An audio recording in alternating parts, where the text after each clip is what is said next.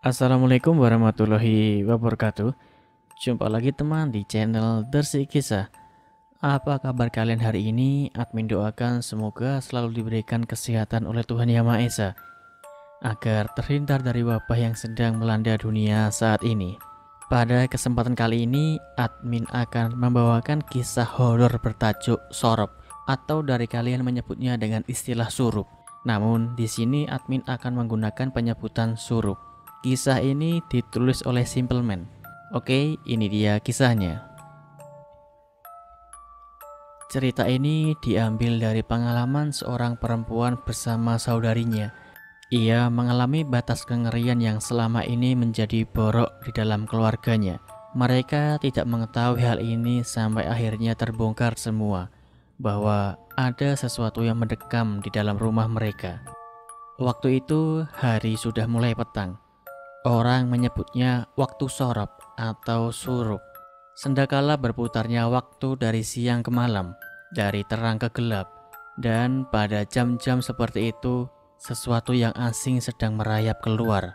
Waktu yang tepat menyembunyikan anak-anak dari sosok yang tak kasat mata. Saya ini sebenarnya berasal dari keluarga yang tidak macam-macam. Ayah, ibu, paman, bibi, kakek, semuanya orang baik mas. Tapi memang dari garis keturunan kakek, beliau adalah pendatang yang kemudian menikah dengan nenek asli Jawa. Usaha keluarga itu pedagang. Nggak ada yang aneh, nggak ada. Sampai Pak D membawa perempuan itu, perempuan yang nanti jadi bude saya. Hanif terdiam lama. Ia sepertinya melamun. Namun kemudian gadis kecil ini mengganggu, berjalan kemudian pergi. Kamar Pak D berada di sisi kanan bila berjalan dari arah dapur. Langit sudah gelap, terlihat dari celah-celah genting tua. Gadis kecil ini lagi-lagi melamun. Ada perasaan ragu. Bagian yang paling tidak disukai dari rumah ini adalah kamar milik Pak D. Apalagi bila harus masuk. Hanif sudah berdiri di muka pintu kayu. Ia terdiam di sana, memandang tuas pintu untuk beberapa saat, sebelum memberanikan diri untuk mengetuk. Tak ada jawaban. Bude, ini Hanif. Udah waktunya makan. Masih tak ada jawaban. Mungkin Bude sedang tidur, pikir Hanif waktu itu. Namun dari dalam ia mendengar nafas mengendus, seperti mengeram. Anehnya, meski terdengar kasar, namun sejatinya suara itu begitu halus, seperti masuk ke telinga dengan cara lembut. Hanif berhenti. Ia lalu mendorong pintu perlahan. Kamar Bude memang gelap. Hanif sudah hafal karena biasanya Pak D yang menyalakan lampu. Sudah lama ia ingin tahu kenapa Bude suka sekali dengan keadaan kamar gelap gulita seperti ini. Namun pertanyaan itu ia urungkan karena tak tahu harus bertanya kepada siapa. Di sana, meski dalam keadaan gelap, ada sedikit cahaya dari lampu di luar yang masuk lewat jendela. Hanif melihat Bude yang sedang tidur, namun kondisi tubuhnya ganjil. Ia meringkuk seperti orang kedinginan di sudut kasur kapuk. Hanif hanya diam. Suara mengeram itu berasal dari sana. Aroma lembab, dingin dari lantai tegel, bau apak dari debu. Hanif sangat membenci kamar ini. Ia tak tahu alasan sebenarnya selain alasan-alasan tersebut. Namun kondisi di dalam kamar ini begitu mencekam. Siapapun pasti merinding, apalagi bila tahu seperti apa Bude itu. Bude, Bude, panggil Hanif. Kakinya berjalan sedikit demi sedikit mendekat. Kasur kapuk disangga dengan ranjang besi berkarat, namun masih terlihat kokoh. Bude masih meringkuk, mengeram persis seperti orang yang kedinginan. Hanif masih berusaha memanggil, pelan-pelan. Tangan Hanif yang pendek berusaha menjangkau dan menyentuh tubuh Bude yang ada di sudut kasur. Namun sayang sekali, gadis itu tak bisa menjangkaunya. kecuali ia ikut naik ke atas kasur yang akan menimbulkan suara berkeriut yang keras. Ia tak mau mengganggu Bude, namun di lain hal, ia harus mencari tahu apa yang terjadi dengan bibinya. Apakah beliau sedang sakit ataukah sedang tertidur? Hanif naik ke atas kasur. Suara kriut panjang terdengar, namun Bude seperti tak peduli. Ia masih mengeram sendirian di sudut kasur. Tangan kecil Hanif menyentuh punggung Bude. Ada yang aneh. Saat Hanif menyentuh punggungnya, kulit yang terbungkus kain itu entah kenapa terasa begitu dingin. Hanif terdiam sejenak, sedangkan Bude, ia tiba-tiba tak lagi mengerang. Tubuhnya diam. Hanif semakin merasa aneh. Bude, Bapak menyuruh saya. Bude masih diam seperti patung. Selang beberapa saat, dia berniat membalik muka. Tapi terdengar suara seperti orang yang sedang bergumam kesal, marah. Hanif tak bisa mendengar dengan jelas. Hanif bergerak mundur. Ia mulai merasa takut. Nak, Bude boleh minta tolong. Hanif masih terdiam. Suara Bude terdengar lain, samar-samar serak. Hanif tak menjawab. Nak, mendekatlah. Gak usah takut. Kesini. Hanif ia mematung di atas kasur lalu tergiur. Saat Hanif mulai merangkak di atas kasur mendekati Bude, tangan keriput yang dari tadi hanya diam tiba-tiba mencengkram lengan Hanif.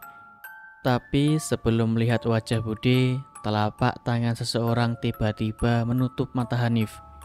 Ia menarik Hanif sebelum menggendongnya. Hal yang terjadi selanjutnya adalah Hanif melihat Pak D menutup pintu kamar. Dia bilang Bude sedang tidak enak badan, jadi dia belum bisa bergabung dengan yang lain. Pak D meminta Hanif agar kembali dengan yang lain, sementara beliau sendiri kemudian masuk ke dalam kamar. Sesaat sebelum pintu tertutup, Hanif bisa melihat wajah Bude dengan raut wajah keriput, serta rambut panjang acak-acakannya. Melihat Hanif melotot, namun ia tersenyum meringai. Persis seperti wajah nenek-nenek di film-film setan. Tapi Hanif tak pernah menceritakan kejadian ini. Simpang siur tentang keanehan Bude sebenarnya tak hanya jadi pembicaraan keluarga, tetapi tetangga-tetangga desa. Pernah ada 2 orang warga yang saat itu sedang jaga malam. Saat melewati di area kuburan, mereka mengaku melihat seorang wanita bergaun putih berjalan sendirian. Takut terjadi hal-hal yang tidak diinginkan, mereka mengikutinya. Kebetulan hari itu ada warga sepuh yang baru saja meninggal, entah bagaimana. Di salah satu kuburan, mereka menemukan wanita ini berjongkok. Posenya terlihat seperti sedang berdoa. Merasa ada yang janggal, mereka berjalan mendekat. Menghindari kesalahpahaman, 2 orang warga ini sepakat berjalan pelan, berusaha tak menimbulkan suara sambil memutar agar bisa melihat siapa dan apa yang sedang dilakukan oleh seorang wanita malam-malam seperti ini. Saat itulah mereka yakin bahwa wanita yang ada di kuburan adalah Bude. Bude sedang berjongkok, sedangkan kedua tangannya menjumput tanah kuburan lalu memasukkannya ke dalam mulut, melahapnya, seolah-olah itu adalah nasi putih di atas sebuah piring. Sebenarnya semenjak cerita itu tersebar, banyak orang yang mengaku tidak percaya. Tapi sayang, lebih banyak orang yang percaya dengan cerita tersebut. Hanif dan keluarga sendiri tak tahu harus bereaksi seperti apa. Namun Pak D mengatakan bahwa itu hal tidak benar. Sampai perlahan-lahan semua mulai menyadari keanehannya. Hanif, istri dan seluruh keluarga sedang duduk di atas meja makan. Lauk dan nasi tersaji di hadapan mereka.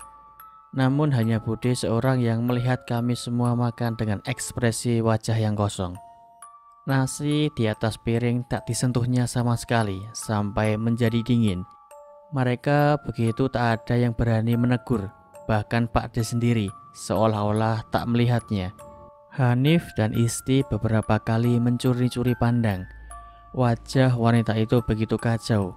Ia tersenyum berkali-kali sendirian. Di lain waktu, Bude sudah mulai mau melahap nasi, meski caranya begitu aneh. Ia mencengkram nasi putih, melahapnya ke mulut bulat-bulat seperti orang yang sudah lama tak pernah makan nasi tanpa menyentuh lauk sedikit pun. Malam itu, Hanif tahu bapak dan ibu sedang berbicara. Mereka duduk di ruang tengah bersama Pak D, membicarakan tentang rumor-rumor miring. Namun Pak D bersikeras bahwa istrinya hanya sedang sakit karena usaha Pak D yang baru saja bangkrut. Ditambah ia juga baru saja kehilangan jabang bayi. Ia meminta waktu setidaknya untuk sembuh. Namun puncak dari segala masalah ini adalah saat bapak dan ibu menemukan Bude sedang merobek daging berwarna kemerahan dari perut seekor kucing malang di tengah-tengah lorong. Waktu itu bapak dan ibu sudah tidak bisa menahan lagi. Bude dan Pak D harus pergi. Namun siapa sangka keputusan ini justru menjadi titik awal cerita ini. Karena semenjak pengusiran itu, rentetan kejadian ganjil seperti tak pernah berhenti muncul di dalam rumah kami ini. Disinilah semua dimulai. Nak, kamu gak pulang? Gak kangen sama bibi? Semua saudara kita sepakat rumah ini adalah hak kalian. Pulang ya nak, biar rumah gak kosong. Kosong bagaimana sih, Bi? Pak D dan Bude kan tinggal di situ. Wanita di ujung telepon berhenti sebentar, hening yang cukup lama sebelum ia berkata, Pak D baru saja meninggal. Meninggal kenapa? Tanya istri. Di sampingnya duduk Hanif yang tak kalah terkejut mendengarnya. Ceritanya panjang. Pulang sebentar ya. Isti mematikan telepon, melihat kakaknya yang menunggu jawaban. Pak D meninggal. Boleh ingin kita pulang, Mbak? Hanif terdiam sebentar. Bude pergi. Katanya ada masalah di rumah. Pak D terus memanggil nama-nama kita sebelum dia nggak ada. Benar tak? Isti mengangguk. Buta dengan apa yang sedang terjadi. Hari itu juga Hanif bersama adiknya Isti menuju ke stasiun. Mereka harus pulang. Namun tak menampik bahwa Hanif merasakan firasat yang buruk. Ia tak bercerita kepada Isti bahwa semalam ia bermimpi.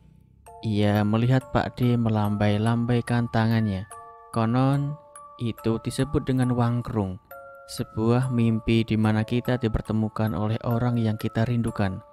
Konon bila kita datang ke tempat orang yang melambai-lambaikan tangan, padahal dia sudah meninggal, kita juga akan mati dalam tidur. Orang Jawa zaman dulu sering menemui hal seperti ini. Masalahnya Hanif baru tahu bila Pak D kabarnya sudah meninggal. Meski dalam harapan Hanif, bule cuma berbohong agar mereka pulang, bagaimanapun setelah apa yang terjadi, Hanif masih merasa yakin bahwa Pak D orang yang baik. Ibu dulu sering bercerita sebelum beliau kehilangan istri pertamanya, ia adalah lelaki yang selalu membantu menggendong Hanif saat masih kecil di bawah pohon jambu tepat di depan rumah.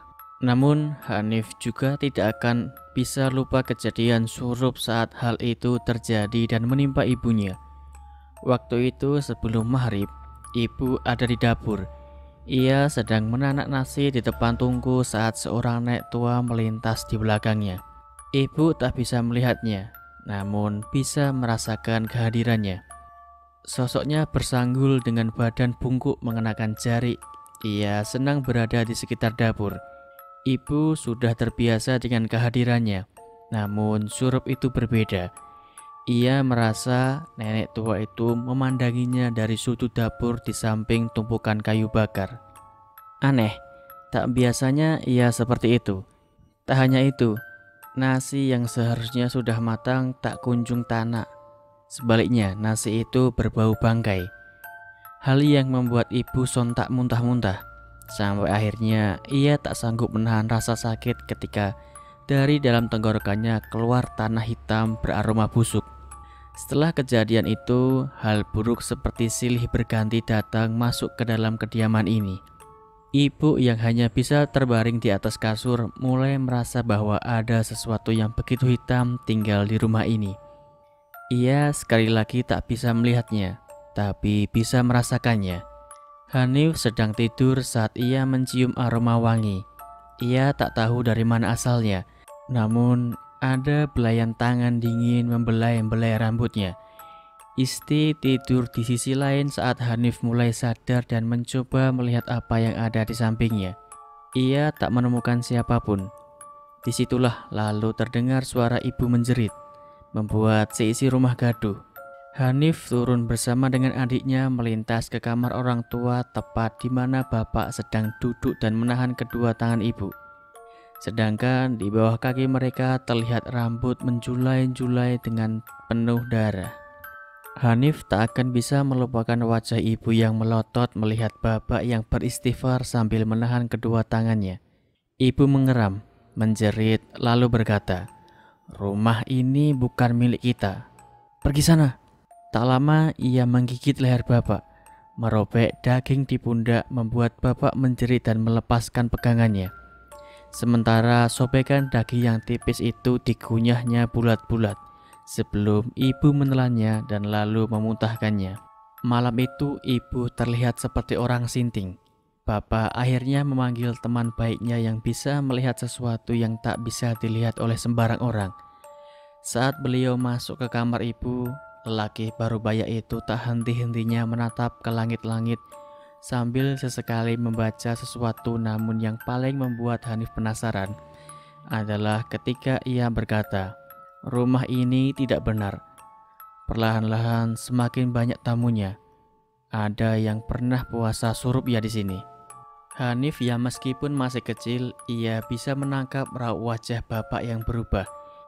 Sembari menyisir rambut ibu yang hanya bisa menangis ditemani oleh Isti, bapak menarik lengan temannya, lalu mengajak dia berbicara empat mata. Bapak menyembunyikan sesuatu. Tak lama, lelaki parubaya itu menuju kamar Pak D. Belum juga pintu itu terbuka, si lelaki langsung menutup hidung. Ia lalu masuk. Dibantu oleh bapak, mereka mencungkir balikkan ranjang tempat Pak D dan Bude dulu tidur. Di sana, mereka mencungkil satu keramik yang ada di bawah. Mereka meletakkan sesuatu sebelum menguburnya lagi. Si lelaki lalu mendekat ke tempat ibu. Ia hanya memberi doa, setelah itu beliau pergi. Konon Hanif mulai merasakan ada yang aneh saat menjelang maghrib.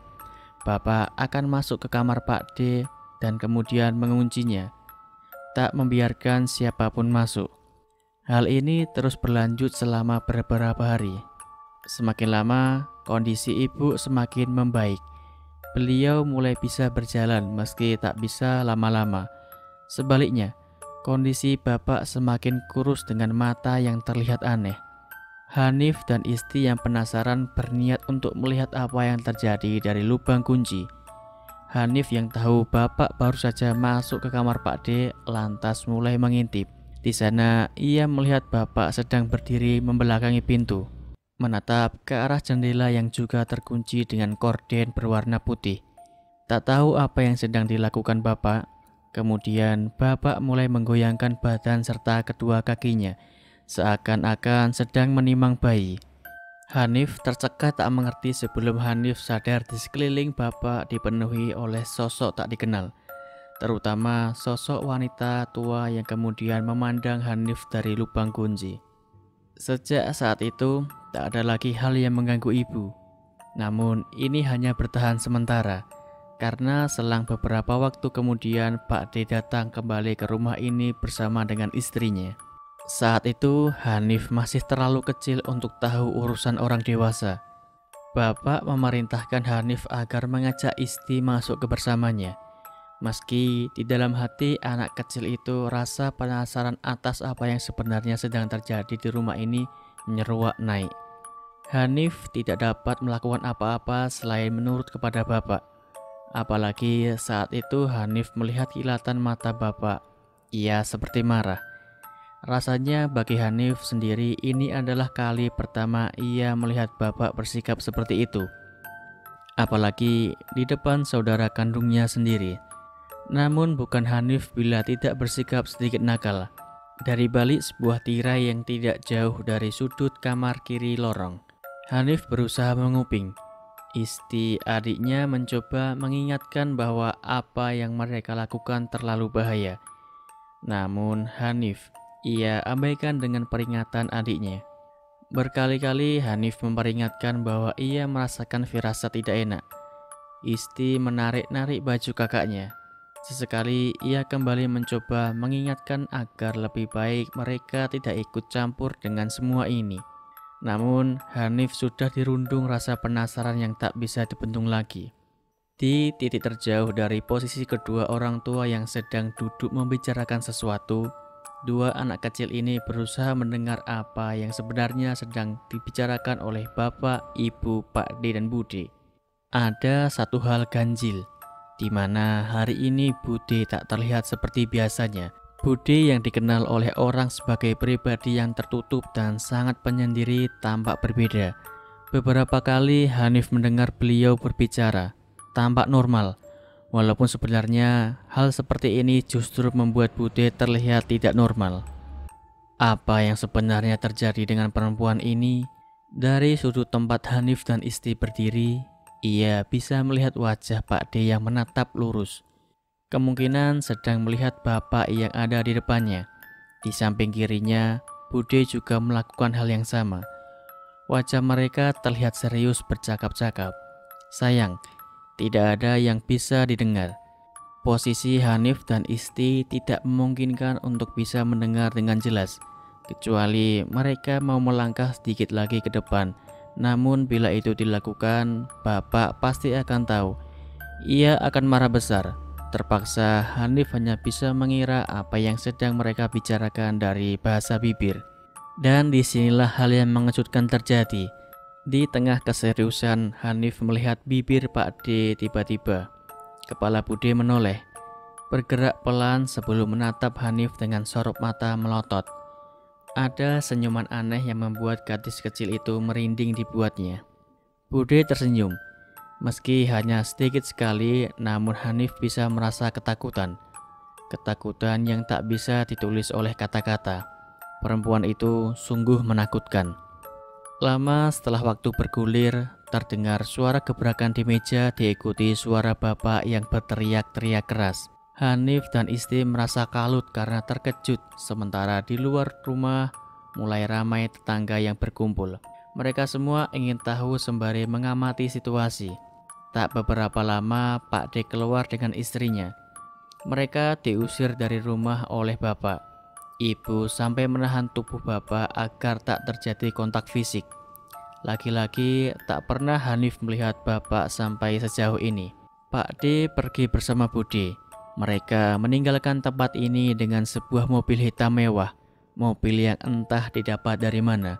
Kepergian Pak D dengan Bude benar-benar membuat Hanif merasa lemas. Ia takut sesuatu terjadi. Mata Bude tak berhenti melotot pada bapak dan ibu. Di luar, langit sudah mulai gelap. Dari jauh terdengar sayup-sayup suara azan maghrib berkumandang. Hanif menanggalkan pakaiannya, meletakkannya di sebuah paku yang timbul di kamar mandi kayu. Tangannya menyentuh dinginnya air di dalam bak batu bata. Ia meraih gayung sebelum mulai membasuh perlahan tubuhnya dari ujung rambut sampai mata kaki. Dingin. Tiba-tiba sesaat gadis itu bertelonjak karena merasa sesuatu di belakangnya. Sesuatu yang terasa seperti ada seorang sedang bernafas. Hembusannya begitu terasa sampai menyentuh kulit leher Hanif. Dengan cepat, gadis kecil itu langsung berbalik melihat ke seliling kamar mandi. Namun dirinya tak menemukan siapapun kecuali dirinya seorang diri. Tak mungkin ada orang lain, pikirnya saat itu. Hanif kembali menggayungkan air membasuh tubuhnya. Lagi, namun merasa itu muncul lagi. Semakin lama semakin kuat. Perasaan tak nyaman seperti sedang diamati oleh seseorang. Setiap guyuran air membasuh wajahnya. Tiba-tiba tersirat sesaat di dalam pikiran kepalanya bayangan wajah tua. Sosok wajah tua berambut keriting panjang. Ia tersenyum lebih terlihat seperti menyerangai. Bola matanya hitam. Dengan kulit keriput, ia berdiri tepat di belakang Hanif persis, seperti sedang membau wangi rambutnya. Hanif berhenti. Ia ingin menoleh namun wajah itu menempel ke kepalanya. Gadis itu seketika berniat pergi dari kamar mandi dengan perasaan ngeri. Saat ia membuka pintu, tiba-tiba Hanif tercekat melihat adiknya, Isti, berdiri tepat di muka pintu. Ia melihat Hanif, lalu bertanya kenapa wajahnya terlihat pucat. Hanif menggeleng. Ia tak mau menceritakan ini. Isti kemudian melewati Hanif sebelum menutup pintu kamar mandi. Jarak kamar mandi dengan rumah memang terpisah beberapa langkah. Hanif masuk ke dalam rumah melalui pintu pawon atau dapur. Sebelum berjalan menuju kamarnya, tiba-tiba langkahnya terhenti saat melihat kamar ibu. Di sana, Hanif melihat ibu sedang duduk bersimpuh dengan meja kayu kecil tepat di sampingnya. Ada Isti sedang sibuk menulis. Tak beberapa lama, wajah ibu menoleh melihat Hanif. Begitu pula dengan Isti yang sepertinya penasaran kenapa kakaknya hanya berdiri dan menatap mereka seperti itu. Kata orang, jangan pernah mandi di saat-saat menjelang maghrib. Konon hal itu adalah perbuatan pamali. Hanif tak berkata apa-apa lagi. Ia pergi ke kamar mencoba melupakan apa yang baru saja terjadi. Meski tak bisa diterima oleh akal, ia yakin 1000 yakin bahwa yang ia lihat tadi di kamar mandi adalah adiknya Isti. Sebuah sepeda motor bebek baru saja tiba. Seorang lelaki yang tempo hari datang ke rumah ini, ia membawa sesuatu seperti kain yang menyerupai sajadah. Entah apa itu sebenarnya, ia memberikannya kepada bapak sambil berkata sesuatu.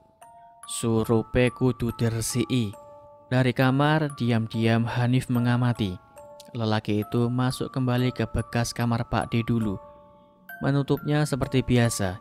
Setiap Hanif melihat hal itu, ibu lalu mengingatkannya agar tidak ikut campur.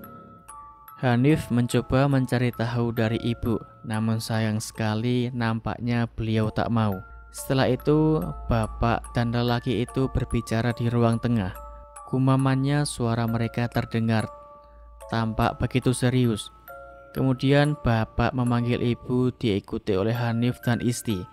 Di sana, bapak kembali bertanya, "Apa nggak apa-apa kalau semua tahu?" Lelaki itu mengangguk. Lebih baik memang kalau semua orang tahu, biar nggak ada yang disembunyikan lagi. Bapak mengangguk, lalu menyuruh semua untuk duduk. Di sana, bapak lalu berkata, "Rumah ini sudah diisi oleh Budi." Hanif tentu saja tidak mengerti. Ibu berusaha membantu menjelaskan, namun Hanif dan Isti masih tak mengerti.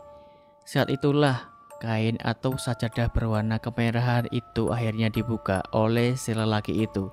Di dalamnya ada segumpal rambut yang begitu banyak.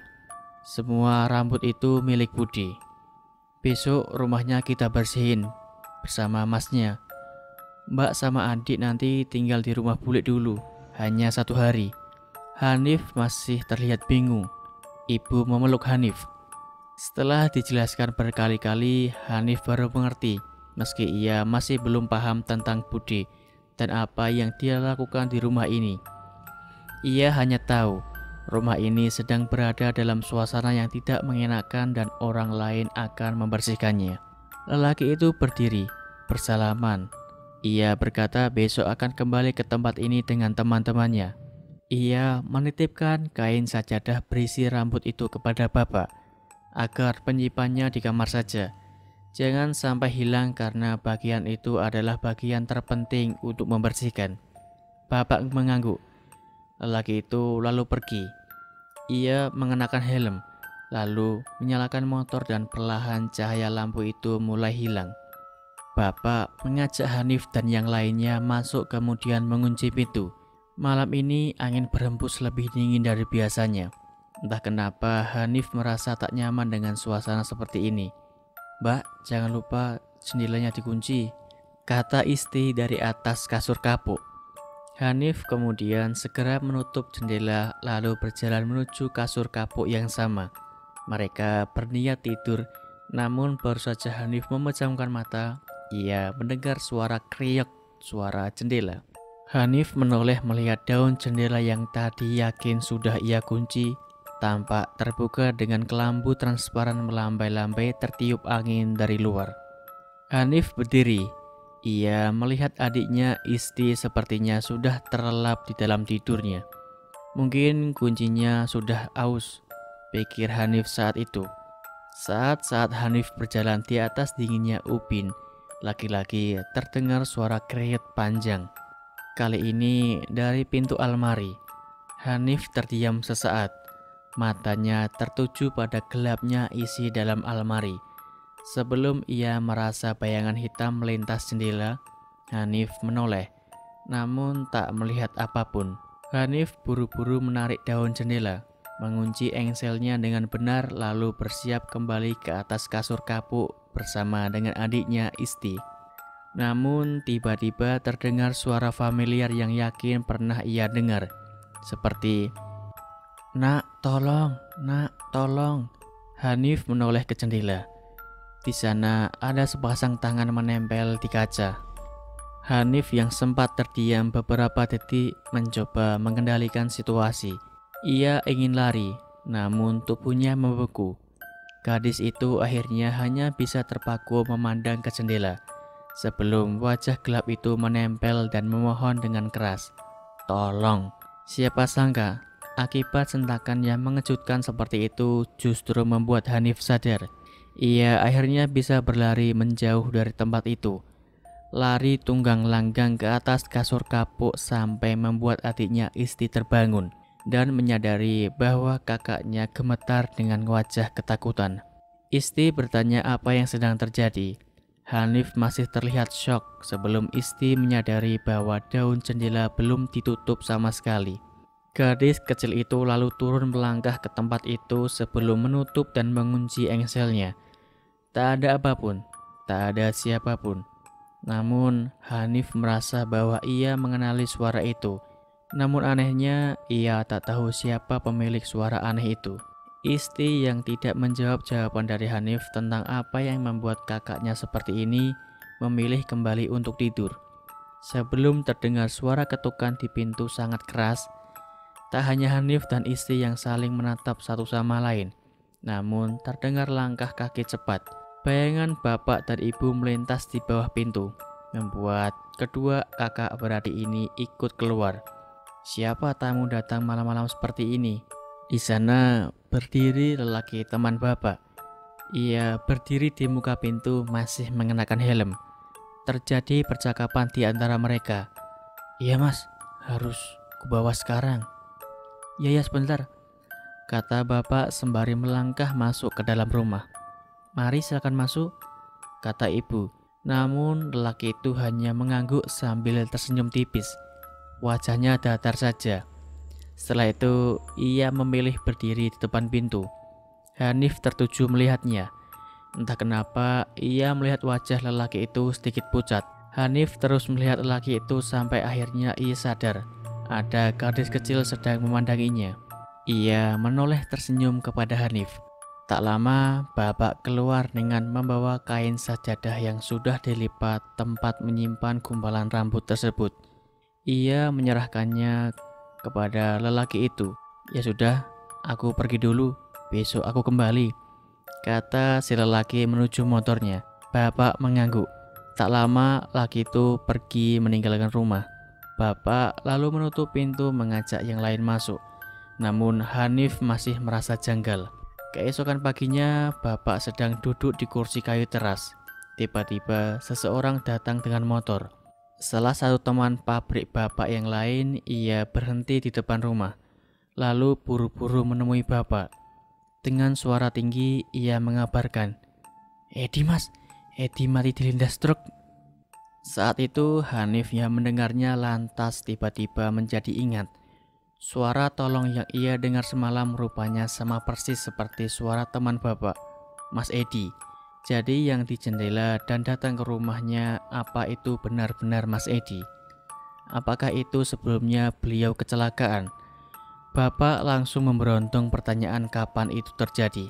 "Jam 8 malam mas, di samping rumah sakit Nyawanya nggak tertolong, kepalanya pecah sampai otaknya tercecer. Hanif masih mencuri dengar. Namun bapak mendelik seperti menolak semua ini. Tapi semalam orangnya kesini. Mendengar kalimat itu, si lelaki melihat bapak dengan ekspresi wajah yang tak yakin. Seakan apa yang baru saja bapak katakan adalah hal yang mustahil. Ini juga yang dirasakan oleh semua orang yang ada di sini. Mereka saksi bahwa Edi sempat kembali ke rumah ini. Siang itu juga seluruh keluarga Hanif pergi melayat ke tempat Mas Edi. Di dalam hati setiap orang pasti masih bertanya-tanya, bila memang Mas Edi meninggal dengan cara tragis seperti itu, lalu siapa yang datang? Entah apa ia meminta kain berisikan rambut milik Budi. Menempuh jarak yang cukup jauh dari rumah, sampailah Hanif sekeluarga di sebuah rumah tua. Tak lebih besar dari rumah miliknya, rumah milik Mas Edi. Di sana, Hanif melihat kerumunan bapak-bapak sedang berkumpul mempersiapkan pemakaman. Terdengar riuk peluk batang bambu dipukul. Entah hanya perasaan Hanif kecil saja atau memang semua orang di sini sedang memandang mereka dengan sorot mata sinis. Bapak berjalan di depan. Ia menuju ke pintu rumah, di mana di teras terlihat tengah berkumpul perempuan. Mereka sedang duduk di teras dengan suara isak tangis kecil. Seorang perempuan muda menangis dan menarik perhatian Hanif sekeluarga. Usianya sekitar 20 tahun. Masih sepantaran dengan Mas Edi. Begitu ia sadar dan melihat kedatangan Hanif sekeluarga, sorot matanya berubah. Ada kemarahan, kebencian yang semuanya campur aduk. Ia berdiri sebelum berlari, seakan mau menerjang tubuh bapak bila saja tidak dirangkul oleh tangan kurus seorang wanita tua berambut panjang. Wanita itu memekik minta perempuan itu berhenti. Suaranya berat dengan wajah keriput serta rambut putih beruban. Ia memandang bapak. Wanita tua itu adalah ibunda dari Mas Edi, sedangkan perempuan muda itu adalah calon istri Mas Edi. Bila saja anak itu tak menemui ajalnya lebih dulu, ibu Mas Edi mengajak Hanif sekeluarga untuk bicara di dapur. Katanya ada yang mau dibicarakan. Wajahnya terlihat serius. Hanif dan istri duduk di pangkuan ibu. Tak jauh dari tempatnya, bapak duduk sedang menatap ibunda Mas Edi yang seperti sedang melamun, menerawang jauh. Lama mereka hanya saling diam. Tiba-tiba ibunda dari Mas Edi mengatakan, "Sudah lama tidak ada manusia yang sanggup puasa suruh." Ibunda Mas Edi lalu bertanya. Suaranya terdengar putus asa. "Sekarang ceritakan apa yang belum ku ketahui karena Edi itu bisa menjaga amanah." Hanif bisa melihat perubahan wajah bapak. Ia melihat ke arah ibu yang mungkin sebenarnya melihat ke arah Hanif dan istri. Lalu setelah mengangguk sendiri, bapak membisikkan sesuatu kepada ibu dan Mas Edi. Persis seperti apa yang bapak lakukan kepada Mas Edi. Apa yang sebenarnya disembunyikan oleh bapak, Hanif tak pernah tahu. Seakan-akan hal itu tak boleh diketahui oleh sembarang orang. Lantas, apakah anaknya sendiri belum cukup pantas untuk tahu? Entahlah. Waktu itu, bapak pasti punya alasan sendiri kenapa ia memilih menyembunyikannya. Setelah berbicara satu sama lain, kali ini suara ibunda Mas Edi terdengar lebih pelan. Beliau lalu mengajak bapak masuk ke rumah. Ibu memegang tangan Hanif dan istri kuat-kuat, terutama ketika di ruang tengah yang tak terlalu besar itu terbujur seseorang yang ditutup oleh kain jari. Hanya bapak yang ada di ruang tengah bersama dengan ibunda Mas Edi. Dari pintu dapur itu, Hanif memandang saat kain jari itu dibuka oleh bapak. Wajahnya seketika pucat dan beberapa kali ia membuang muka. Sepertinya wajah Mas Edi tidak bisa dijelaskan dengan kata-kata. Matahari sudah lewat di ambang batas tengah. Rombongan yang mengantar Mas Edi ke tempat peristirahatannya terakhir baru saja selesai menunaikan tugasnya. Sebelum bapak pamit, ibunda Mas Edi mengatakan, "Biar ku beritahu dulu mereka. Edi pasti punya alasan mau menolong. Nanti ku kabari ya." Bapak beserta keluarga lalu pergi. Ada getir yang harus mereka bawa, terutama saat melihat pintu rumah tempat Mas Edi menggedor-gedor di malam itu. Azan maghrib terdengar berkumandang saat bapak mengunci kamar Pak D dengan gembok berukuran kepalan tangan beserta rantai usang berkarat. Aneh, pikir Hanif saat melihatnya. Apa yang sebenarnya bapak sedang lakukan dengan kamar itu? Tak lama bapak pergi berpamitan kepada ibu. Ia akan menghadiri 7 hari kematian Mas Edi yang dimulai malam ini selepas maghrib. Ibu mengangguk. Suara motor bapak terlihat menyusuri jalan setapak setelah keluar dari bakar, sebelum menghilang dari pemandangan.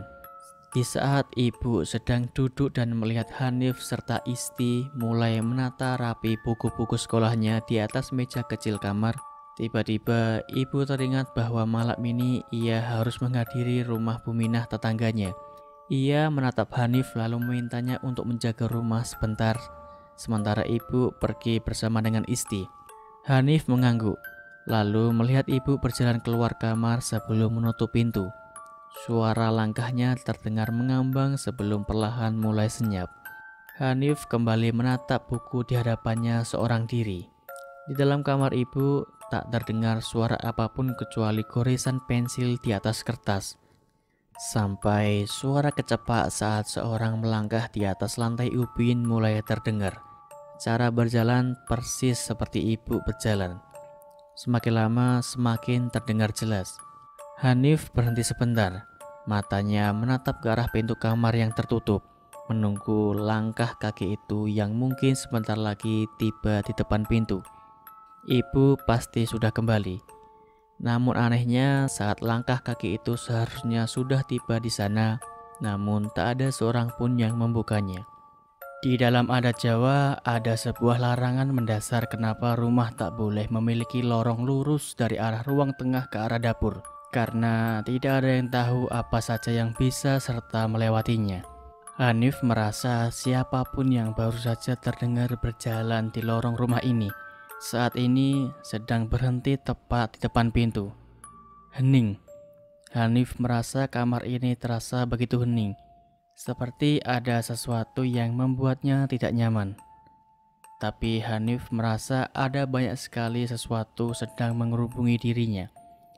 Hanya saja gadis kecil itu tidak tahu apa-apa karena ia hanya terpaku pada satu pintu. Pelan-pelan gadis kecil ini mulai berjalan mendekatinya. Langkah kakinya ragu-ragu, namun tertutupi oleh rasa penasaran bahwa apa yang baru saja ia dengar adalah suara langkah kaki milik ibunya. Sesaat ia bisa merasakan bagian di tengkuk meremang, telapak tangan terasa dingin. Tangannya terlulur menyentuh handle pintu, lalu menariknya perlahan-lahan. Tapi rupanya tak ada seorang pun yang berdiri sana. Hanif berhenti sebentar, menunggu detak jantungnya yang berdebar kencang kembali normal. Sebelum prak, suara dari panci jatuh terdengar dari arah dapur. Seketika Hanif menoleh tepat ke lorong arah dapur. Sebelum Hanif tercekat karena tepat di depan wajahnya, di samping sisi pintu yang tak bisa dilihat, seorang nenek mengenakan kebaya sedang suwek. Ia membungkuk atau tepatnya memang bungkuk sedang melihat Hanif. Beliau tersenyum, senyum yang sama seperti wanita tua kebanyakan ditunjukkan. Dengan kulit keriput dan rambut panjang dibiarkan tergerai. Hanya saja Hanif tak bisa merasakan tubuhnya sesaat ketika melihatnya.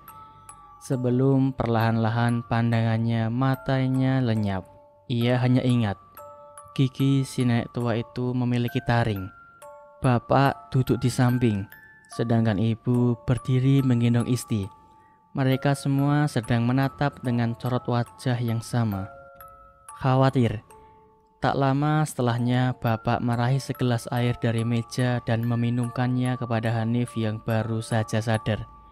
Belum juga bertanya, tiba-tiba ibu bercerita. "Nak, kamu ngapain tidur di atas tanah dapur sendirian?" Hanif tak menjawab. Ia hanya terbayang-bayang wajah nenek tua itu, seperti ingin berbicara dengan dirinya, namun Hanif tak tahu setelahnya. Di berondong pertanyaan itu, Hanif tak bisa menjawab. Bibir keluh entah karena apa. Bapak akhirnya berkata biar Hanif istirahat saja dulu. Lelaki itu menggendong Hanif ke kamarnya. Setelah meletakkan tubuh gadis kecil itu di atas kasur, bapak dan ibu pergi. Tak lama Isti adiknya bergabung bersamanya. Hanif hanya bisa diam melihat ke langit-langit rumah saat Adi kemudian berkata, "Mbak, maksudnya apa? Kok kamu bilang ada Mas Edi gitu?" Hanif yang mendengar itu lalu duduk melihat ke arah adiknya. "Mbak, bilang seperti itu?" Isti kemudian mengangguk. "Enggak cuma itu, Mbak juga ngomong katanya Bude datang, gendong anaknya, hilir mudik di depan kamar. Lalu Bapak tahu?" Isti yang menatap Hanif menggeleng. Siang selepas zuhur, Hanif baru saja menjajakkan kaki masuk ke rumah saat melihat seseorang yang familiar tengah duduk di ruang tengah. Ia ditemani oleh bapak dan ibu. Saat melihat Hanif, bibirnya tersenyum tersinggung. "Untuk apa Ibu Mas Edi datang ke rumah ini?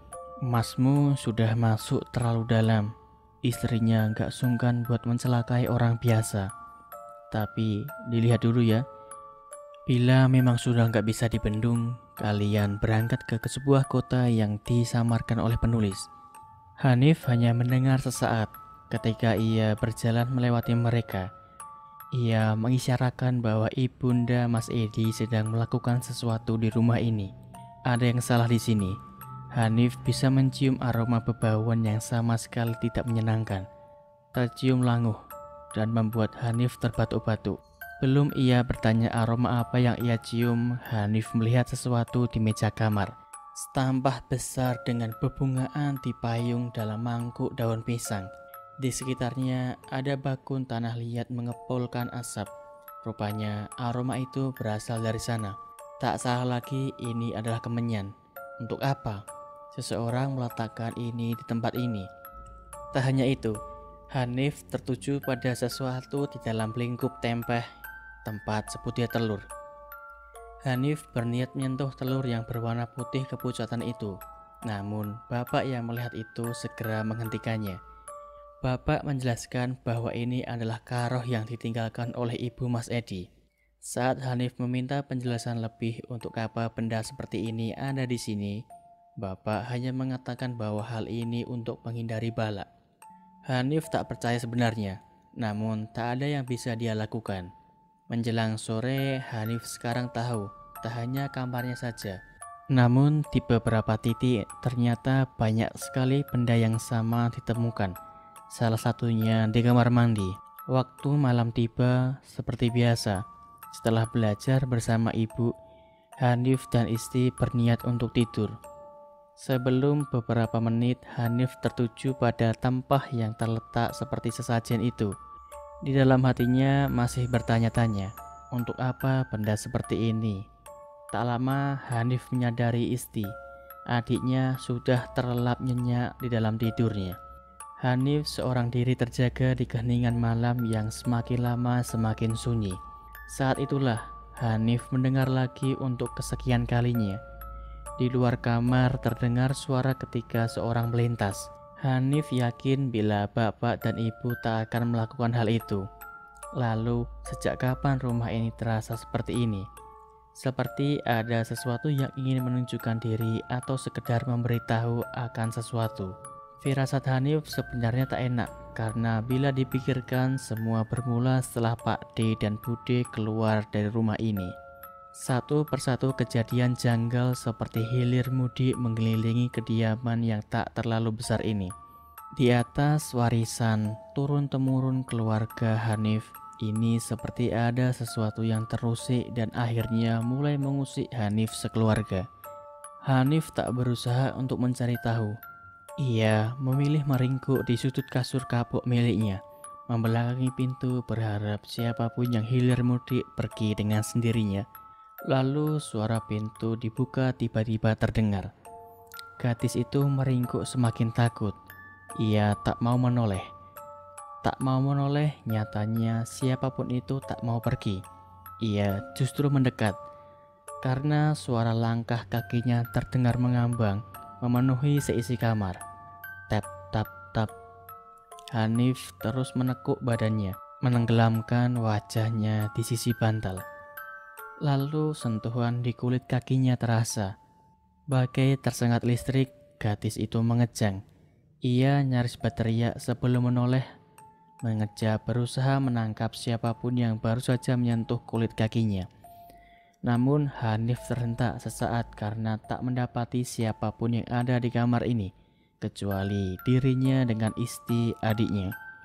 Terdiam membeku untuk sesaat. Hanif melihat ke sana kemari, menyapu seluruh bagian kamar.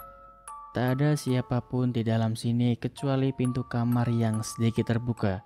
Di sampingnya, bayangan asap dari kemenyan yang dibakar di atas meja terasa mulai mengganggu.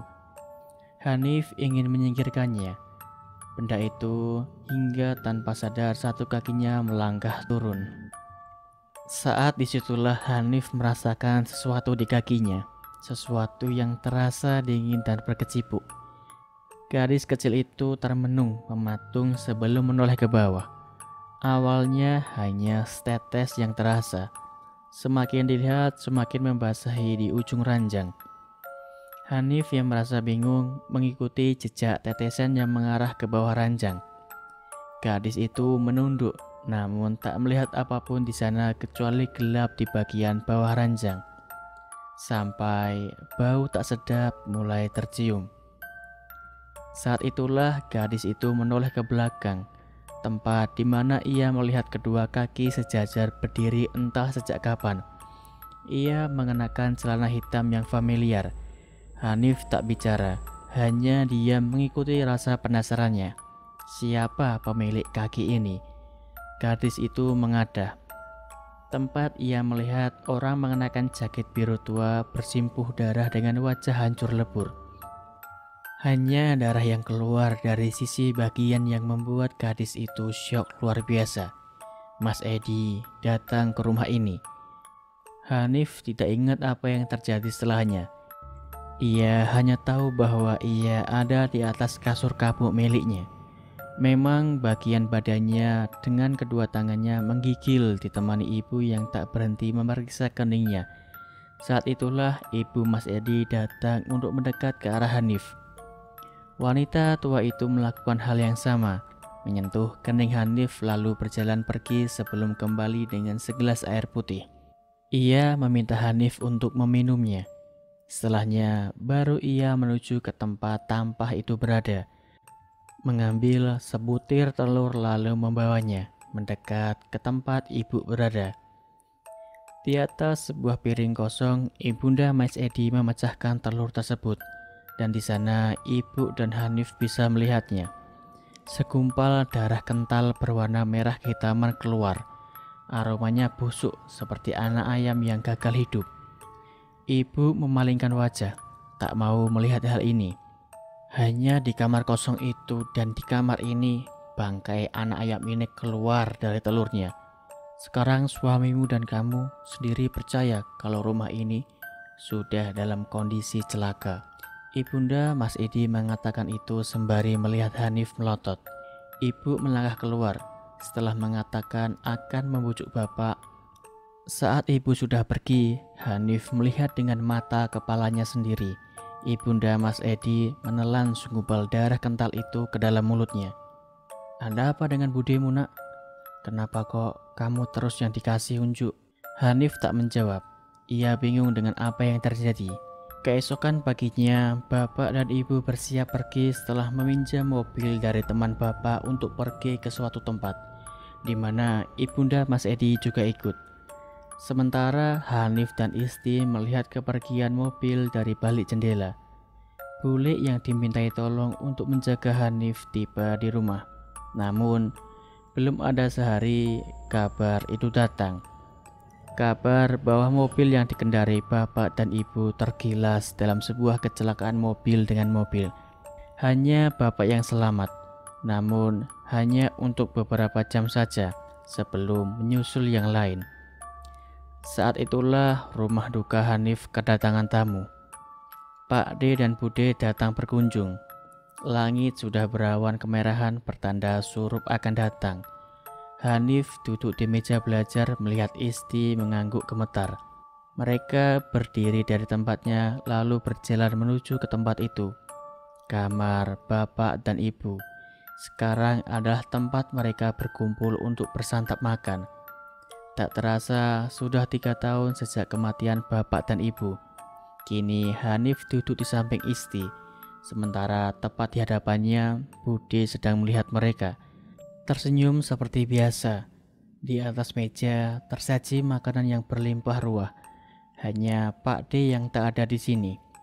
Semenjak kematian bapak dan ibu, Pak D menawarkan diri pada Bule untuk menawarkan sebagai wali dengan ganti menempati rumah ini. Hal yang sama sekali tak ditolak oleh Bule karena ia tahu permasalahan yang terjadi antara bapak dan Pak D dulu. Ketidakhadiran Pak D di atas meja bukan sekali ini saja, namun setiap hari sejak beberapa tahun yang lalu. Hanif meletakkan sendok. Ia selesai, lalu berjalan kembali ke kamar seorang diri sebelum berhenti di muka pintu. Hanif menoleh ke pintu kamar Pak D. Melihat tak ada siapapun orang di lorong, Hanif melangkah ke pintu kamar Pak D. Di sana ia menunduk mengintip apakah dia masih melakukan hal yang sama. Rupanya Pak D masih melakukannya, menyantap makanannya tanpa mengenakan tangan, dengan posisi tubuh telanjang. Hanif terdiam. Ia sudah lama tahu hal ini. Salah satu bagian di mana semua ini dimulai. Awal dari salah satu ritual memulai dan menjalankan tradisi puasa surup yang dilakukan oleh Pak D dan Bude selama ini. Surup iku isoh gowo balak bencono. Hanif melihat Pak D di balik pintu yang terbuka. Ia mengatakan, "Pak D mulai yosinom." Ucapnya dengan kapas yang masih terpasang di lubang hidungnya. Pak D tidak bisa mati. Ada tanggungan yang belum selesai di dunia ini. Hal ini menyangkut antara saya, rumah ini, dan dosa bapak ibu saya kepada Bude. Saya melihat narasumber. Cerita yang 1 tahun lalu belum selesai akan dimulai di titik ini. Malam itu jauh lebih dingin dari malam-malam sebelumnya. Hal itu yang sudah Hanif rasakan sejak surup tadi bersama dengan Isti. Tak beberapa lama saat kedua kakak beradik itu melangkahkan kaki naik ke atas dipan tempat tidur. Setelah merasa yakin sudah mengunci seluruh pintu dan jendela di rumah mereka, mereka bersiap melepas penat untuk beristirahat di dalam kamar saat mendadak aroma anyir dari bau daging busuk tercium sekelebat lewat yang membuat Hanif dan Isti berpandang-pandangan. Dalam kesunyian yang menguji itu, tak lama tiba-tiba terdengar suara jendela seperti dibanting. Hanif dan Isti masih berpandangan dalam diam. Mereka merasa aneh dengan kejadian ini. Bagaimana mungkin jendela yang sudah jelas-jelas ia kunci rapat-rapat bisa terbuka lebar karena angin. Hanif melangkah turun, melangkah mendekat ke jendela sembari wajahnya melihat ke pemandangan yang ada di luar rumah. Gelap, tak ada siapapun di sana kecuali pohon pisang dan batang-batang singkong. Sebelum pintu kamar yang ada di belakang mereka terbuka dengan sendirinya, Hanif dan Isti sontak melihat ke arah pintu yang terbuka dengan sendirinya.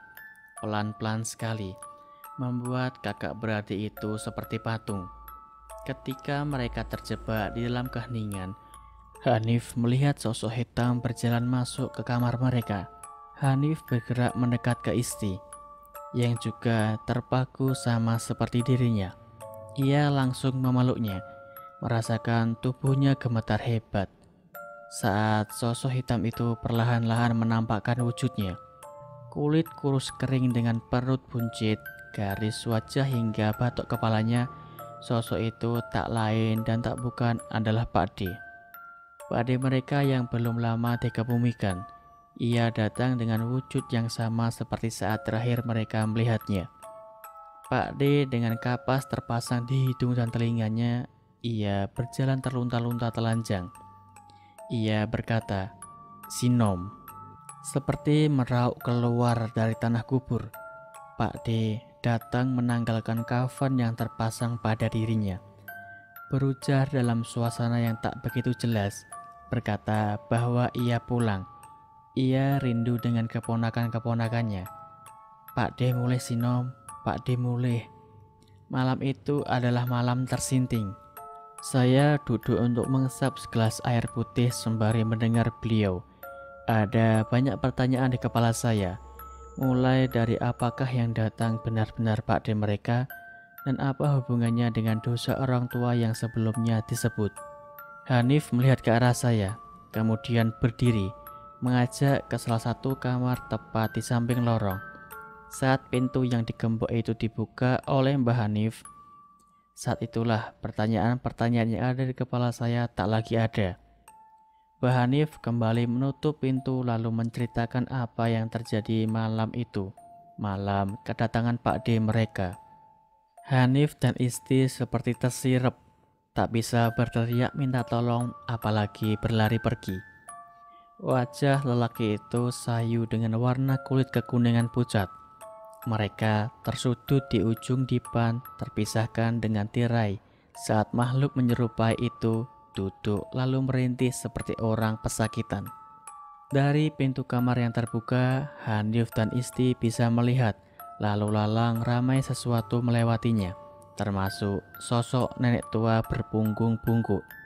Mereka seperti terang-terangan menunjukkan eksistensinya, termasuk wanita bergaun putih yang biasanya duduk di ruang tengah pun hadir.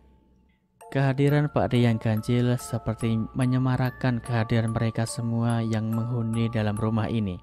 Dalam detak jantung yang berdebar kencang itulah sosok Pak D menoleh melihat mata Hanif dan Isti. Ia seperti ingin berbicara dengan gigi yang sudah menguning.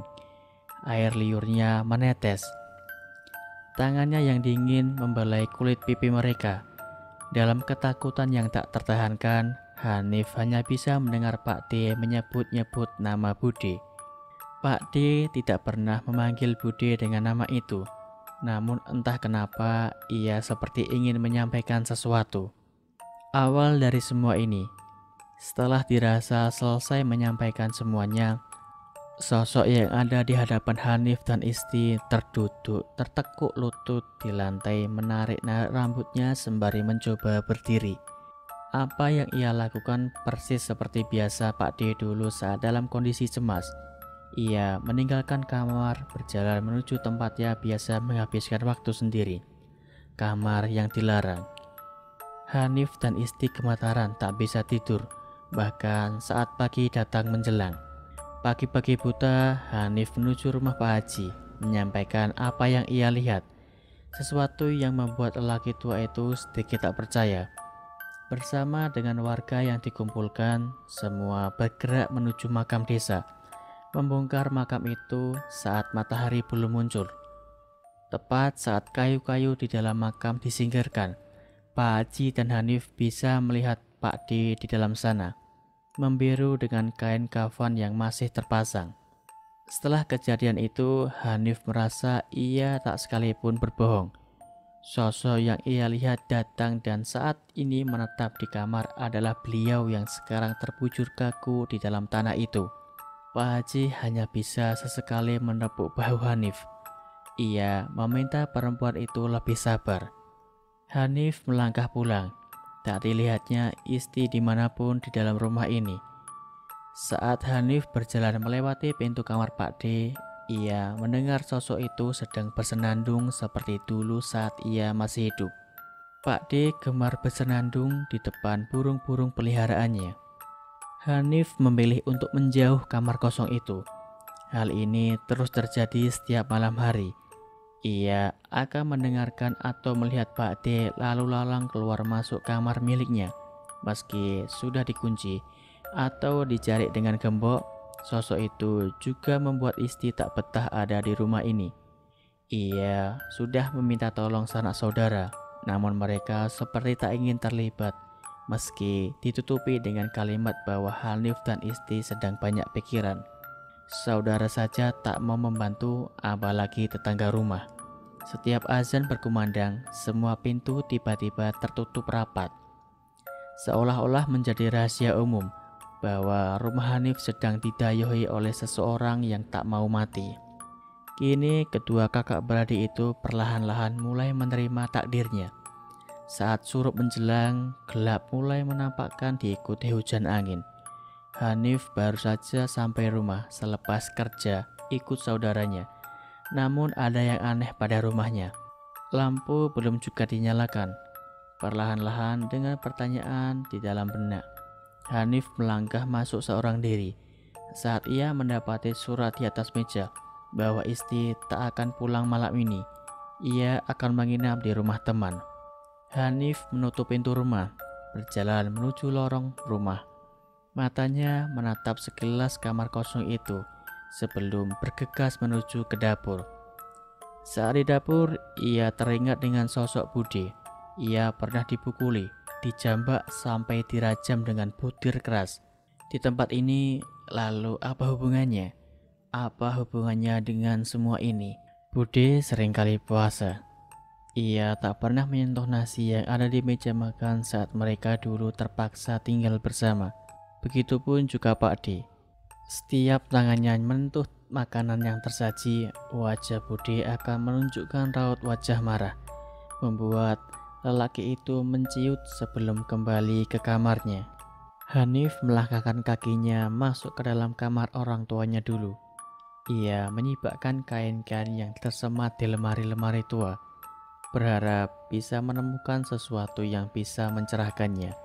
Ia pindahkan benda-benda usang itu, membongkar satu persatu perabotan berdebu. Ia ingat pernah mendengar Pak D telat menikah. Ia menikah pada usia yang menginjak 59 tahun.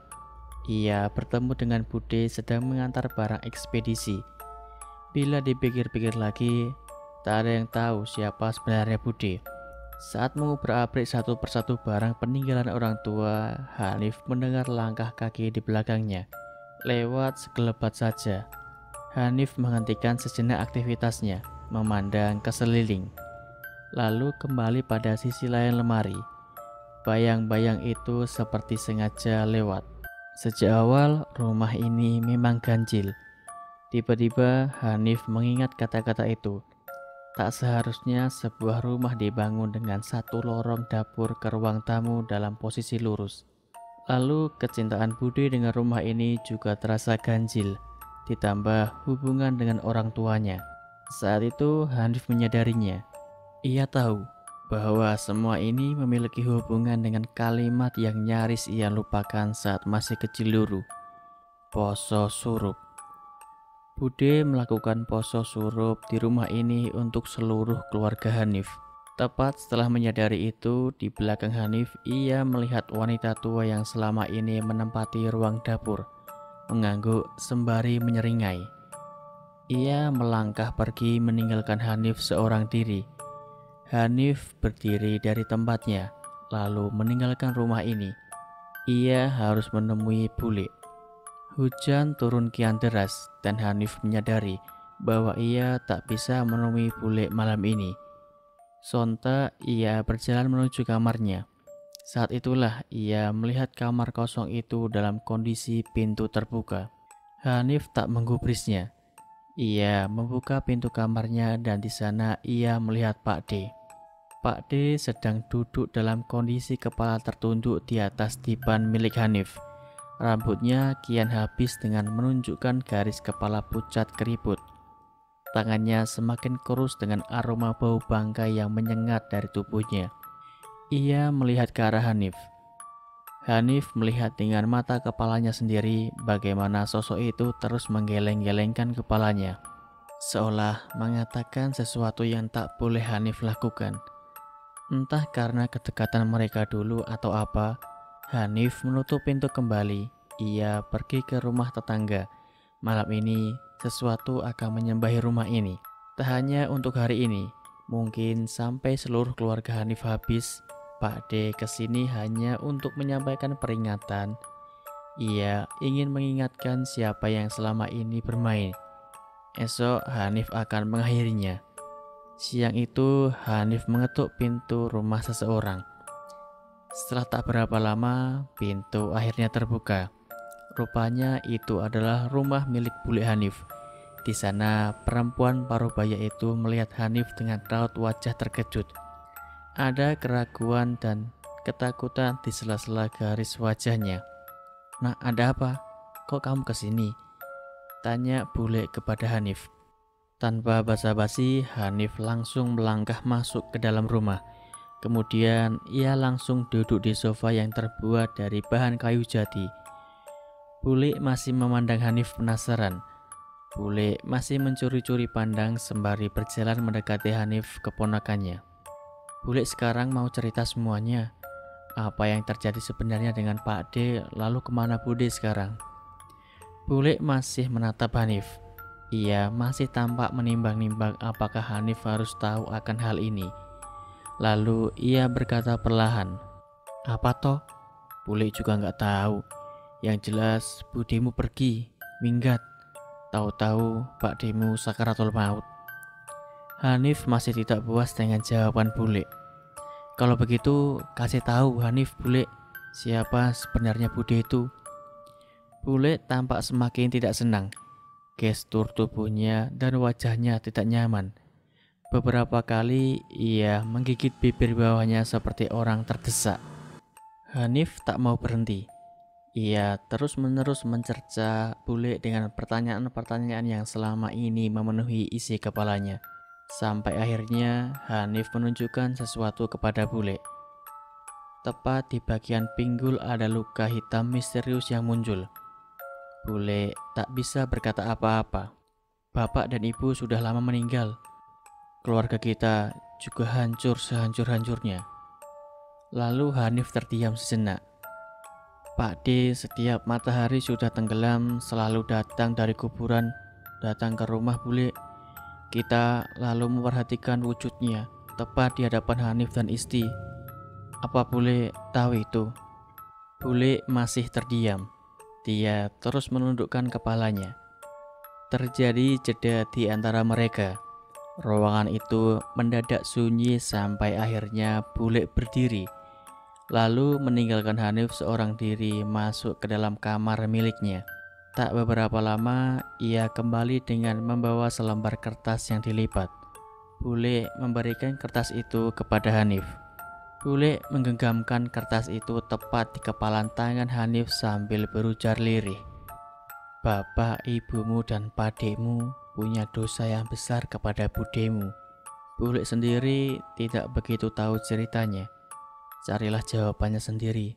Kalau ketemu, semua ini mungkin akan selesai. Sudah ya nak, bule cuma bisa ngomong begini. Berangkatlah ke sana biar kamu tahu semuanya. Biar kamu tahu siapa budemu yang sebenarnya. Tanpa membuang waktu lagi, siang itu juga Hanif berangkat dengan bus antar kota ke alamat pada selembar kertas yang diberikan bule merujuk ke suatu tempat. Tempat yang cukup jauh dari tempat tinggal Hanif. Ia harus tahu awal dari semuanya.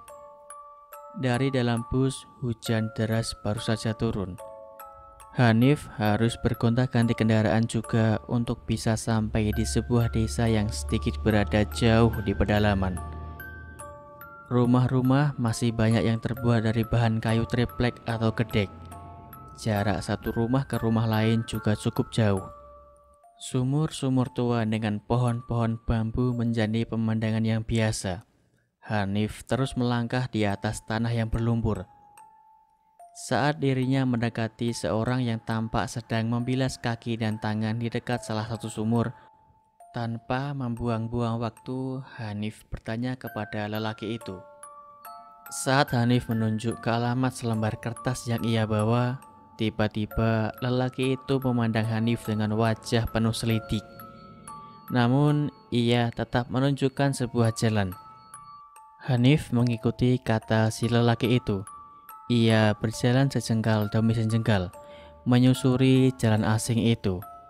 Entah kenapa, sedari tadi Hanif merasa firasat yang buruk.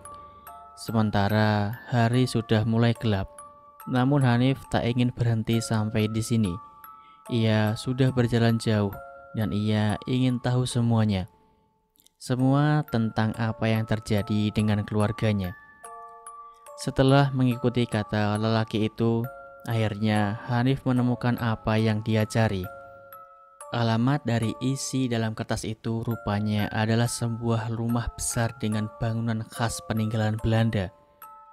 Halamannya sangat luas, terlindungi dari pagar besi yang sedikit berkarat. Meski tampak seperti rumah tak berpenghuni, Hanif melihat tanaman-tanaman yang menghiasi rumah ini. Pohon-pohon rindang tumbuh di sekitarnya. Meski ia ragu, akhirnya Hanif nekat mengetuk pagar besi berkarat itu dengan batu yang ia temukan. Kepala seorang perempuan muncul dari sela jendela. Ia melihat Hanif seperti mengintip. "Nyari siapa, Mbak?" tanya si perempuan ketus. Usianya mungkin sepantaran dengan Hanif atau lebih muda sedikit. Hanif berusaha bicara namun hujan perlahan turun lagi. Hanif menyebut Bude. Setelah menyebut nama Bude, perempuan itu baru keluar. Berlari kecil mendekati Hanif lalu membuka pintu pagar sembari menuntunnya untuk masuk ke dalam rumah. Di sana, Hanif melihat sekilas seorang baru saja mengintip dirinya dari balik selambu putih di jendela salah satu kamar. Benar ini rumah Bude. Belum menyebut nama, tiba-tiba perempuan itu melotot, seolah tak mau mendengar nama itu. Ia mempersilahkan Hanif sebelum berjalan pergi meninggalkannya, sendiri di ruang tengah dengan banyak foto tua hitam putih. Saat itu Hanif hanya bisa melihat-lihat, sebelum ia menyadari sesuatu dengan rumah ini. Sesuatu yang sedikitnya membuat dirinya sendiri terkejut dibuatnya. Rumah ini memanjang, dan dari ruang tengah Hanif bisa melihat lorong panjang nyaris sama persis dengan rumah miliknya. Tak berselang lama, wanita tua menggandeng tangan seorang laki-laki yang menutupi kepalanya dengan kain sorban melingkar keluar. Bola matanya putih seperti tunanetra. Tangannya ringkih menggenggam tongkat kayu. Mereka duduk memandang Hanif dengan sorot mata dingin. "Jenengan cari siapa?" kata si wanita tua lebih dulu. Hanif terpaku memandangi si laki-laki yang menatap kosong tembok di hadapannya. Hanif tersadar oleh pertanyaan itu lalu mulai menceritakan semuanya. Mulai dari kematian orang tuanya hingga kedatangan Pak D. Wanita itu mendengarkannya dengan seksama. Sebelum Hanif menyebut nama Bude, ada sesuatu yang terjadi pada lelaki tua. Ia mengangkat kepalanya, lalu menoleh pelan sekali menatap Hanif seolah-olah dia bisa melihat dirinya. "Nama yang kamu sebut adalah nama anakku." Hanif terkejut saat mendengarkannya. Bule tak mengatakan hal ini sebelumnya. Ia hanya menyuruh Hanif datang ke tempat ini dan mencari tahu siapa Budi itu. Di sini ia akan menemukan jawaban yang ia cari. Namun Hanif masih terlihat bingung. Sebenarnya ada apa di sini? Wanita tua itu meminta Hanif menceritakan kembali semuanya. Hanif tidak tahu lagi apa yang harus ia katakan sampai akhirnya Hanif teringat sesuatu. Surup. Dan Hanif bisa melihat tangan laki tua itu gemetar hebat menggenggam tongkatnya. Si wanita tua berusaha menenangkannya. Lelaki tua yang sebelumnya dibantu oleh tongkat untuk berjalan, tiba-tiba bisa berdiri seperti orang normal. Sementara istrinya terus menenangkan dirinya. "Sabar Pak, sabar. Melo aku nduk," kata si lelaki tua. Suaranya lebih dingin dari sebelumnya. Hanif merinding melihatnya. Dari balik tirai, perempuan yang membukakan pagar tengah mengintip. Wajahnya terlihat cemas. Entah apa yang terjadi sebelumnya, Hanif tak bisa menafsirkan keadaan di dalam rumah ini. Apalagi di luar sebentar lagi Surup akan tiba. Badan tiba-tiba gemetar. Angin dingin merasuk ke dalam sukma paling dalam Hanif. Hanif berjalan mengikuti kedua sosok manusia asing yang baru dia kenal sedang berjalan perlahan-lahan masuk semakin jauh ke dalam lorong rumah tua itu. Suasananya lembab, tercium aroma tak menyenangkan. Semakin ke dalam, Rumah itu terasa semakin lembab dan seperti rumah Hanif. Rumah itu benar-benar memanjang dengan ubin semen dan pintu-pintu kamar yang berwarna gelap. Beberapa sudut digenangi oleh air yang seolah-olah dibiarkan begitu saja. Hanif ragu. Ia ingin bertanya kemana dia akan dibawa. Namun bibirnya keluh hanya bisa mengekor sembari mendengar gema suara langkah kaki mereka saat sedang berjalan. Pelan-pelan dari jendela di kanan kiri kamar, Hanif seperti melihat sosok yang ia kenal. Terasa familiar. Bayangan itu semakin banyak, mulai dari sosok jangkung berdiri di samping jendela, melotot melihat Hanif yang membuang wajah. Ia menunduk, dingin sekali. Gak usah dipaksa melihat nak, sudah lihat ke depan aja. Setelah lama berjalan, sampailah Hanif di depan sebuah pintu coklat yang diukir dengan motif batik Jawa Tengah. Ukirannya indah, kokoh, terbuat dari bahan kayu jati. Namun yang membuat Hanif merasa aneh ialah di kiri kanan pintu terdapat bambu kuning yang diikat. Bambu kuning tersebut diikat dengan sulur dari daun kelor, melingkar mengikuti tiang pintu penyangga. Si wanita tua merogoh kantung bajunya, sementara si lelaki tua hanya berdiri, memandang kosong ke arah pintu. Saat gelincing kunci perak kusam ia menyentuh lubang dan membuka pintu besar itu, Hanif mendengarkannya. Suara seorang wanita yang tengah menangis. Suara familiar yang sudah lama ia tidak dengar. Suara orang yang dia kenal. Itu suara Budi. Hanif berjalan mendekat, melewati dua orang tua itu yang masih berdiri memberi ruang untuk Hanif. Di sana, Hanif melihatnya dengan mata kepala sendiri. Budi tengah duduk di atas ubin dengan kaki dipasung, sementara dua tangannya terentang diikat oleh seutas tali tampar. Banyak pertanyaan yang muncul di dalam kepalanya. Apa yang terjadi dan kenapa Budi seperti ini? Suara tangisan Budi terdengar menggema di dalam ruangan yang tak terlalu besar ini. Tak ada cahaya di sini, hanya bau pesing lembab yang bisa Hanif cium di dalam lingkup ruang yang sempit ini. Budi menunduk, terus-menerus menangis. Saat itu entah kenapa Hanif merasa iba melihatnya. Sebelum tiba-tiba wanita tua itu menarik Hanif keluar dari kamar dan ketika Hanif melihat Budi lagi, ia melihat wanita yang menangis itu tersenyum meringai dengan penuh gigi darahnya sendiri. Saat itu lelaki tua itu berjalan masuk. Ia menunduk sebelum menghantam tongkat yang ia bawa tepat di tengkorak Budi. Hanif termangu, mematung diam sementara wanita tua yang memeganginya memalingkan muka. Suara gemertak saat tongkat menghantam terdengar. Anehnya, Budi malah tertawa. Hantaman terus terdengar. Darah mengalir dari kening ke mulut. Budi menikmati. Hanif hanya bisa diam. Ia tidak tahu apa yang baru saja terjadi. Semua begitu cepat. Suara tongkat jatuh dan tangisan dari lelaki tua itu yang menutupi wajahnya membuat Hanif seperti orang bodoh. Ia tidak mengerti sama sekali. Malam sudah tiba. Hanif duduk di atas kursi di ruang tengah. Di hadapannya orang tua Budi tengah diam melihat Hanif dengan rasa iba. Ia lalu mengatakan semuanya. Siapa Budinya saat ini dan alasan kenapa semua ini terjadi. Sebelum bertemu dengan Pak Demu, sebenarnya Budi sudah pernah memiliki suami. Tapi sayangnya nasibnya sangat jelek. Baru menikah setahun, suaminya sudah tidak ada. Tapi sebelum itu, sebenarnya Budemu masih mengharapkan suaminya yang dulu. Karena itu, dia menjalani puasa surup tanpa sepengetahuan kami. Puasa ini sulit sekali.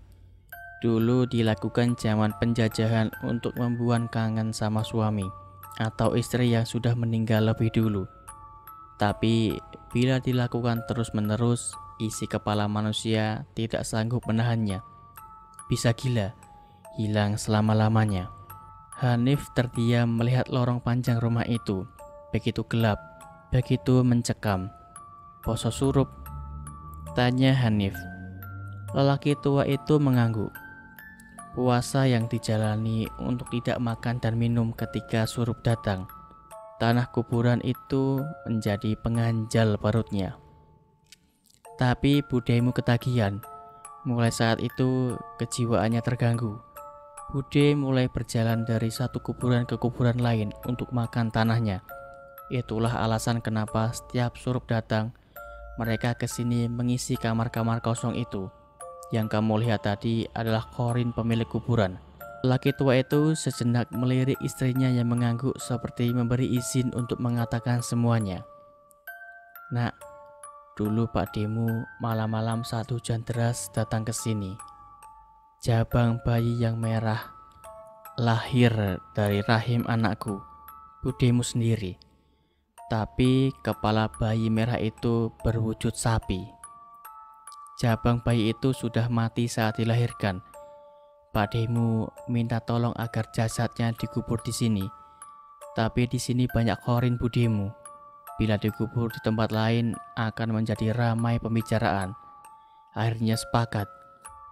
Jasad itu dikubur di salah satu kamar di rumahmu." Budemu marah besar saat tahu apa yang dilakukan ayahmu. Ia berkata kepada Pak Demu bahwa yang menghamili Budemu adalah jin yang datang ke rumahmu. Lelaki tua itu sejenak tersenyum. Tidak ada yang tahu cerita aslinya seperti apa. Karena orang tuamu, Pak Demu juga sudah nggak ada. Tapi Pak Demu juga akhirnya menjalani puasa surup juga. Karena hatinya mulai percaya bahwa bayi yang mati itu mungkin anaknya sendiri yang cacat. Kuburan bayi itu dibongkar. Tulang belulang itu lalu disimpan di dalam kain kafan putih. Diikat tali temali lalu diberikan kepada Budi. Konon saat itu diberikan setiap malam di rumah Bude, Hanif pernah mendengar Bude tertawa begitu keras sambil bernyanyi lagu tidur untuk anaknya. Sampai sekarang wanita itu masih hidup, namun saya tak akan bertanya di mana beliau tinggal. Bagi saya semua ini sudah cukup. Soal alasan kenapa orang tua Hanif terlibat, saya harap kalian bisa menangkap pesan tersiratnya. Dan kisah pun tamat.